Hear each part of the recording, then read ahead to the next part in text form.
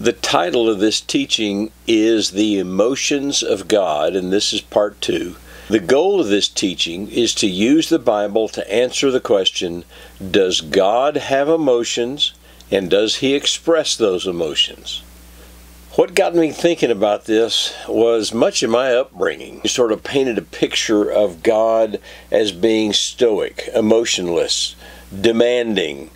And then to add insult to injury, I was taught that Christians who showed emotions in worship were weak-minded and they operated in the flesh. So as a young Christian, emotions were off limits to me and to my Creator. Well, through years of serving God, I began to see His tender, loving heart. I watched as God showed compassion and empathy for me and for people around me, especially those people who were going through difficult times. And so I learned from experience that a stoic God was an inaccurate description of God, and that emotionless Christians were really missing out on the abundant life. What happened to the church that it would promote such a lie? Well, recently the Lord has been opening my eyes to see the traditions of men.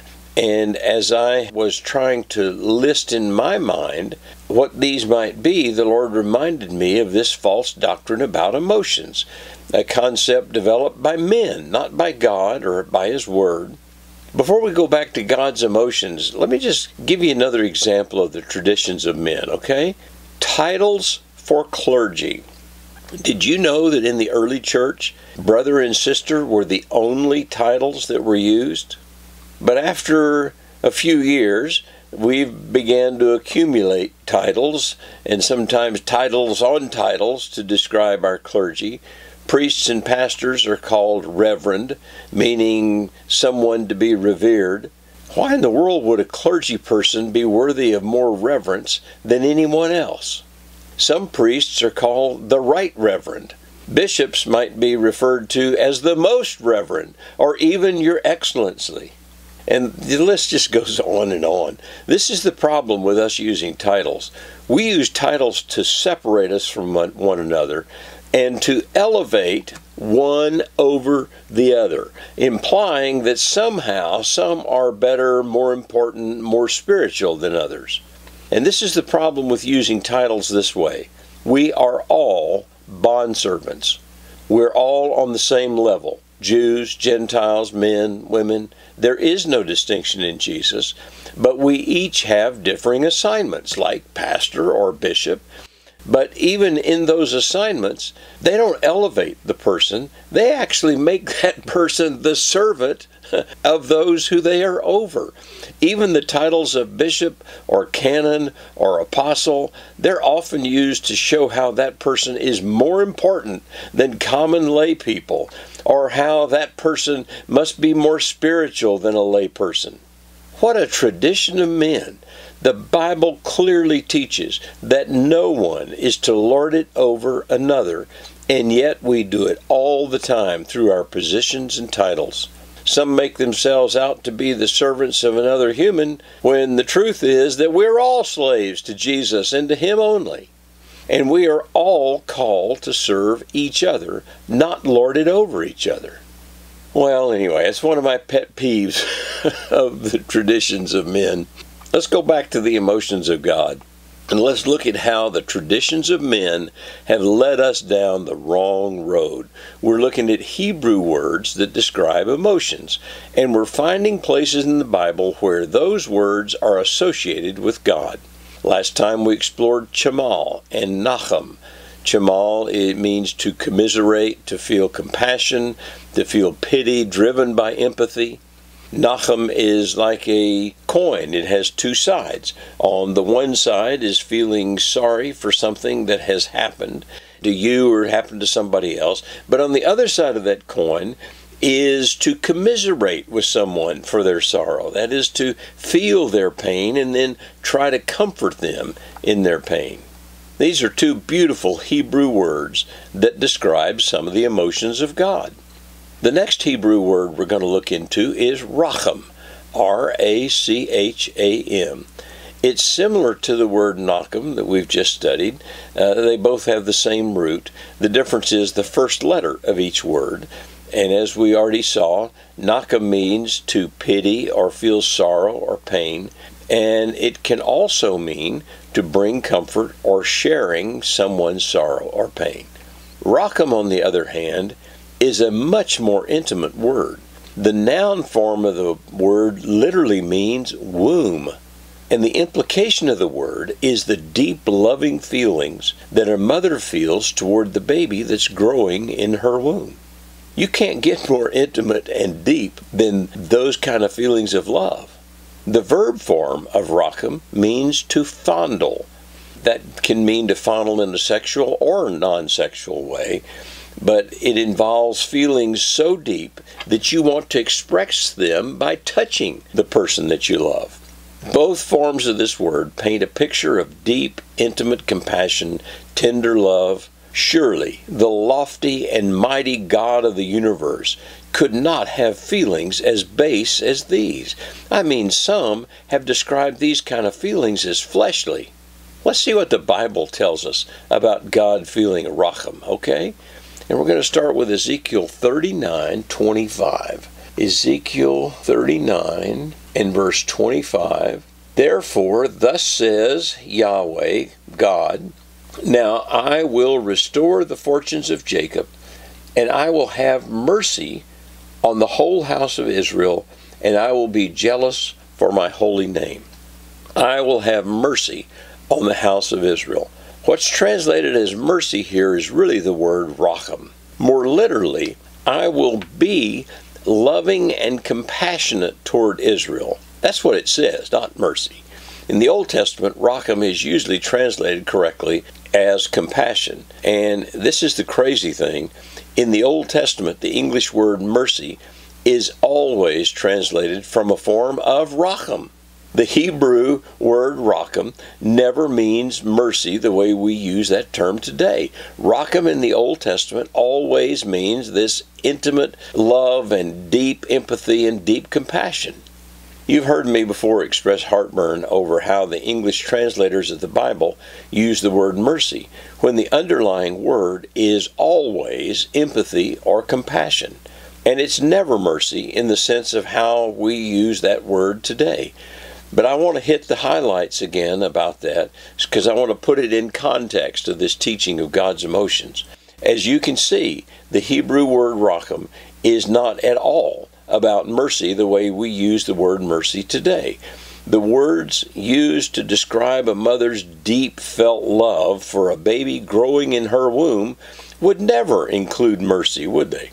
Now, if you look up the definition of mercy, you're going to find that one of the minor definitions relates to compassion, in that a person might show compassion through leniency to an offender. Leniency means that they don't give the person what they deserve. Whatever the offense was committed, they're going to give them a lighter sentence or less punishment. A judge can show leniency by reducing the sentence of an offender. And the reason for that leniency can indeed be compassion. But the reason for leniency might have nothing to do with compassion. Saying that compassion should be translated as mercy is like saying that assisted suicide should be translated as empathy. A doctor with a distorted view of life might do an assisted suicide because he feels sorry for the sick person. But it's also possible that that doctor's only motivation is the money. Do you see what I mean? Mercy may be administered out of compassion, but that doesn't make compassion mercy. Mercy may or may not be a product of compassion. The other problem I have with using mercy to describe God's compassion toward us is that the word mercy implies leniency for someone who actually deserves punishment. Let me illustrate this, okay? My 5-year-old falls in the driveway and skins their knees. I see it happen. I run out there. I scoop them up in my arms. I get a Band-Aid for that scrape. Did I show mercy for my child? No way. They didn't deserve that scrape. But here's an illustration of mercy. Your teenager stays out past curfew, and you ground them for a week. But after a few days, you end the grounding early because you need them to do something for you. Now, they deserve to be grounded for the whole week. But you had mercy on them and reduced their sentence. You did it out of selfish benefit for you, not compassion or empathy for them. That's mercy. Listen to me. God shows compassion and gives us grace and love, not mercy. Why is it not mercy? After all, I'm a sinner. I deserve my punishment, right? Well, I used to be a sinner, and I'm now saved by grace.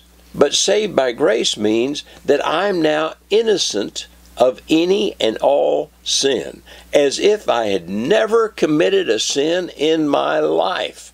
Because I'm now innocent, I no longer deserve any punishment. How can God show you mercy and give you leniency when, according to His records, you have done nothing worthy of punishment? Jesus took all that away. This is another one of those traditions of men that I'll tackle in a future teaching. Anyhow, almost everywhere in the Old Testament and the New Testament that you see the English word mercy, the underlying Hebrew or Greek word is not mercy, but empathy and compassion. That's what got us started on this journey today, when we found that mercy in Ezekiel 39:25 is translated from the Hebrew word racham. Racham, the word that literally means womb, and paints a picture of the love of a mother for the baby that she's carrying. Would you ever use the word mercy to describe a mother's love? Does mercy paint a picture of a mother's womb? Never. Then why in the world would they translate racham as mercy? I will never know. But this I do know. Every time I see mercy in the Bible, I know that I'm safe in retranslating it as empathy and compassion. Let's look at a place where racham is used to describe human emotions, okay? 1 Kings 3:25 through 27. This cool story. 1 Kings 3:25 through 27. You'll recognize this story. The king said, "Divide the living child in two and give half to the one mother and the other half to the other." Then the woman whose child was the living one spoke to the king, for she was deeply stirred over her son, and said, "O my lord, give her the living child, and by no means kill it." But the other one said, "He shall be neither mine nor yours. Divide the kid." Then the king said, "Give the first woman the living child, and by no means kill him, for she is the mother." This is the story of the two sons and the wisdom of Solomon. In verse 26, it says that the mother, the real mother, was deeply stirred. That's actually using two Hebrew words. It uses racham, which means compassion, but it also uses a word which means hot with passion. I mean, she was deeply stirred. She was deeply compassionate about her love for her son. Well, of course the real mother is stirred with racham.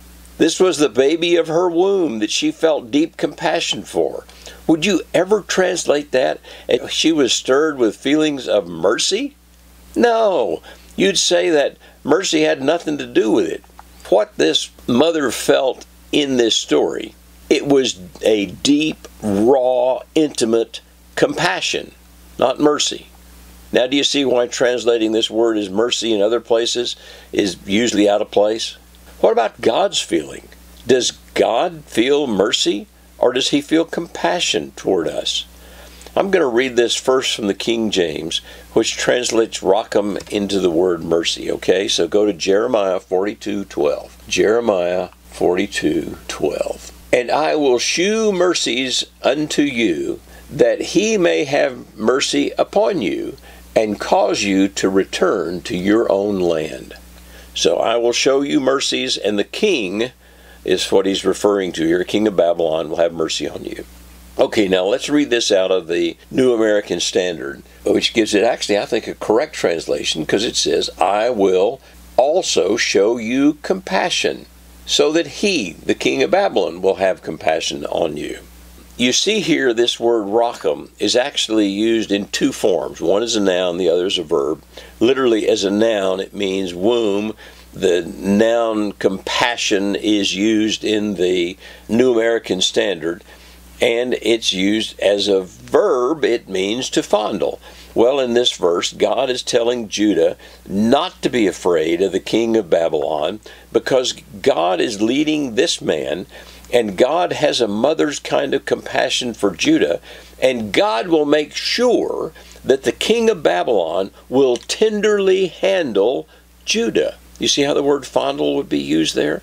So that they could be restored back to their land.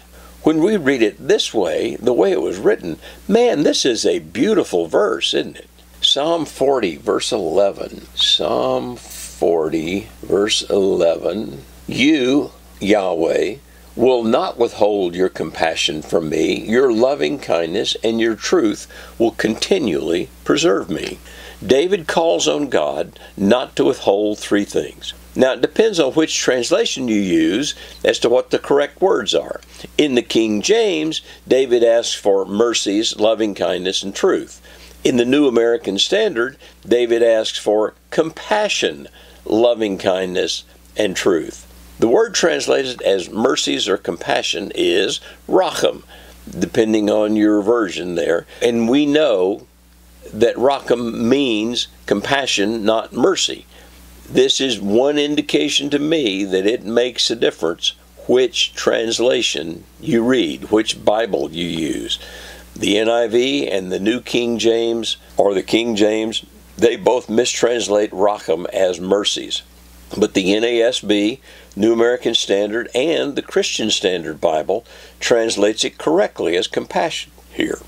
I need a translation that shows me how God loves me with a mother's compassion to the extent that it makes Him want to reach out and touch me fondly. That's racham. One more thing about mercy in the Old Testament before we look into the New Testament, okay? In the Old Testament, if you look up the English word mercy, 22 times you'll find it associated with another word, the word seat. The English phrase mercy seat is used to indicate the lid of the Ark of the Covenant. If you look at the underlying Hebrew word for mercy seat, it's a single word that simply means lid or cover.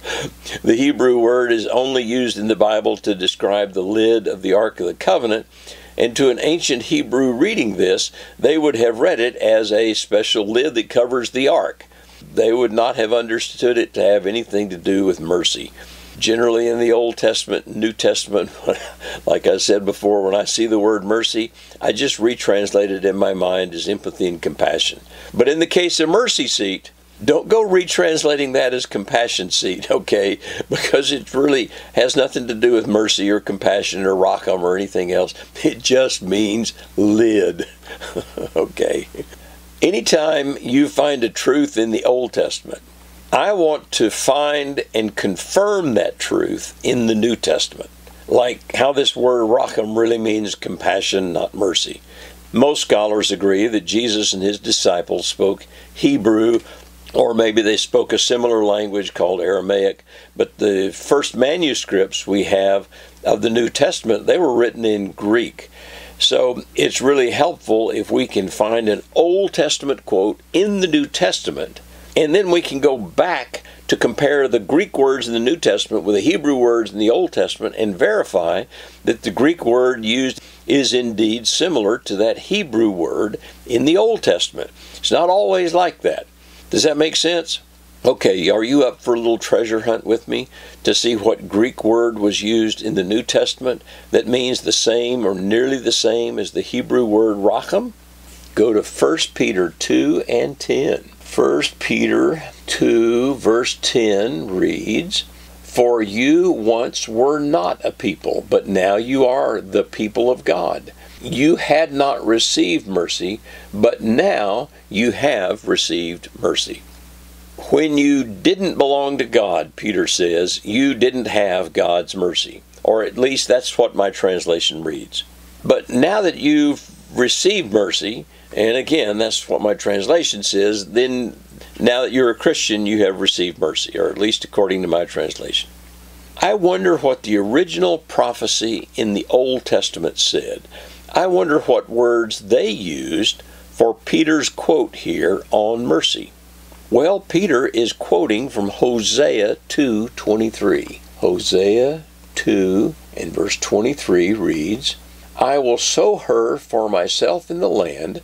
I will also have compassion on her, who had not obtained compassion. And I will say to those who were not my people, you are my people. And they will say, you are my God.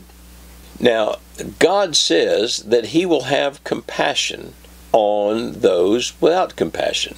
And God will say to those who are not his people, the Gentiles, that they are now the people of Yahweh. Yahweh is their God. So what is the Hebrew word in Hosea that's translated compassion? Again, in the King James it's translated mercy, but in the NASB it's translated compassion. Well, the Hebrew word, you guessed it, is racham, the deep, intimate love and compassion of a mother. God is not promising to have mercy here. He's promising to have empathy and compassion like a mother would. Okay, then, what Greek word is used in Peter 2:10? Let's go back there. 1 Peter 2:10, where it says that they didn't receive mercy, but now they'll receive mercy. In the Greek word there, that's translated as mercy or should be compassion, is eleo, E-L-E-E-O. Eleo is a fascinating word that's really rich in meaning. We don't have a single English word that means what eleo means in Greek. Now listen to me on this. Eleo means to feel sympathy with the misery of another, especially such sympathy which manifests itself more in actions than in word, doing something to alleviate that suffering. That's a pretty cool word, isn't it? I know it's a long definition. See what I mean about having no English equivalent? To feel sympathy with the misery of another, especially such sympathy that manifests itself more in actions than words, doing something to alleviate that suffering. The Greek word eleo includes empathy. I feel your pain. It includes sympathy. I feel sorrow for your sorrow. It also includes compassion, a motivating love that's passionate enough to move you to action. So one English word is just not going to fill in the meaning of eleo. Maybe two words, empathy and compassion together, might be close enough. Let's see if we can find other places in the New Testament where eleo is used, okay? Go to Matthew 5 and verse 7. Matthew 5 and verse 7. This is the Beatitudes, right? Blessed are the merciful, my Bible says, for they shall receive mercy. Well, blessed are the empathetic and compassionate, because the word eleo is what's used here. This book I've been reading lately that confirms this definition of eleo, this book, it's called Jesus Through Middle Eastern Eyes. It's written by Kenneth Bailey. And he says here that mercy in this beatitude actually means compassion that leads to action. Eleo, right? By the way, while we're here, look up there at Matthew 5 and 4, okay? Blessed are those who mourn, for they shall be comforted. Well, now that you know about the Hebrew word nachem, we know that God feels sorrow and seeks to comfort us in our sorrows. Listen, I hear the Lord saying something here. There's someone listening who's in the middle of great sorrow. The Lord wants to comfort you. But you need to let Jesus in to that place of sorrow so that he can comfort you. Tell Jesus that you're ready for his comfort, and you'll be amazed at what happens. Try it.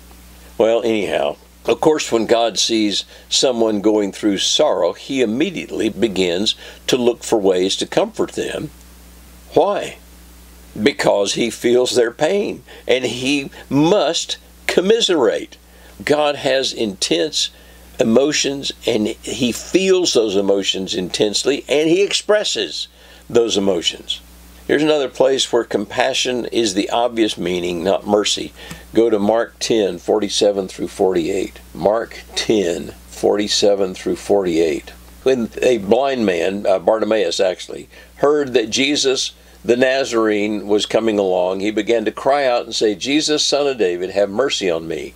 Many were sternly telling him to be quiet, but he kept crying out all the more, Son of David, have mercy on me. And Jesus stopped and said, call him here. So they did. They called the blind man, saying, take courage, stand up. He's calling you, and throwing aside his cloak, he jumped up, he came to Jesus. "What do you want me to do for you?" Jesus says. The blind man says, "Rabboni, I want to regain my sight." And Jesus said to him, "Go, your faith has made you well." Immediately he regained his sight and began following him on the road. Blind Bartimaeus cries out for what? He's crying out for a compassion that will motivate action to heal. He's not crying out for mercy. He's not crying out for some kind of reduced sentence for his crimes. And sure enough, the Greek word translated mercy here is eleo, empathy and compassion that leads to action. Here you go, Ephesians 2 and 4. Let's look at that one real quick. Ephesians 2 and verse 4. "But God, being rich in mercy, because of his great love with which he loved us." Again, the word mercy here is actually eleo, which means empathy, sympathy, compassion. Why would it not mean mercy here? Because this verse is written to Christians who need no pardon or leniency because we've been made innocent of all charges. We have no need of reduced punishment because we're not guilty of any crimes or sin. Those were all washed away on the cross. A side note here, I looked up everywhere in the New Testament that the word eleo is used, and in every case it's mistranslated as mercy. And it's never translated properly as empathy and compassion. So just like the Old Testament, anywhere you see the English word mercy in the New Testament, you're pretty safe in retranslating it as empathy and compassion. Let me show you another time where Jesus expressed emotions, okay? Turn to Mark 3, 1 through 6. Mark 3, 1 through 6. "He entered again into the synagogue, and a man was there whose hand was withered. They were watching him to see if he would heal him on the Sabbath, so that they might accuse him. He said to the man with the withered hand, 'Get up and come forward.' And he said to them," the leaders there, "Is it lawful to do good or to do harm on the Sabbath? To save life or kill?" But they kept silent. After looking around at them with two emotions, anger and grief at the hardness of their heart, he said to the man, "Stretch out your hand." He stretched it out, and his hand was restored. The Pharisees went out immediately, began conspiring with the Herodians against him as to how they might destroy him. Jesus asks a question here about work that's lawful on the Sabbath. Jesus actually equates leaving this man crippled with killing on the Sabbath. Do you see that? Wow, Jesus was serious about healing people. But look at verse 5. Jesus was looking at them with anger and sadness. I say that Jesus felt sadness. The word that's used here is grieved. It's a word that means afflicted with sorrow. He saw how hard their hearts were, and it made him both angry and sad. Instead of feeling empathy and compassion for this crippled man, instead of wanting to actually do something good for this man, they would rather him stay sick than be healed on the Sabbath. Does that sound hard-hearted to you? Boy, it does to me. No wonder Jesus was afflicted with sorrow at the attitudes of these religious leaders. Jesus wants people to be healed. Actually, to Jesus, leaving somebody sick is like killing them. Those religious leaders had no empathy for this crippled man.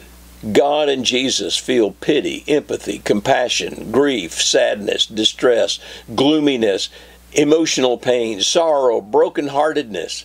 And to me, what makes the emotions of God so amazing is His empathy, His ability to feel our emotions.